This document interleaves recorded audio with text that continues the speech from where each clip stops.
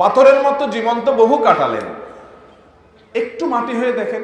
রাত 2টা-3টা পর্যন্ত পছন্দের দলের খেলা দেখে ফুর্তি করেছেন অনেক দিন, একটু কিছু কালের জন্য মাঝে মধ্যে একটু পরীক্ষা করে হলেও ভোর রাতে উঠে কনকনে শীত উপেক্ষা করে দাঁড়িয়ে লম্বা রুকু সিজদা দিয়ে তেলাওয়াত দিয়ে সালাত আদায় করে সিজদায় গিয়ে একটু চোখের পানি ফেলে আল্লাহর কাছে কেঁদে দেন।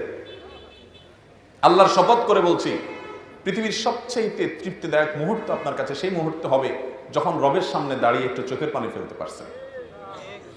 একটু চেষ্টা করে দেখেন, একটু ট্রাই করেন।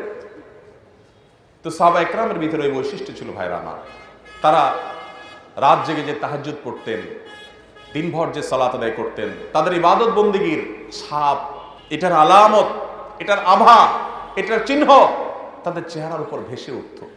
সীমাহুম ফি ওজুহিহিম মিন আসারিস সুজুদ।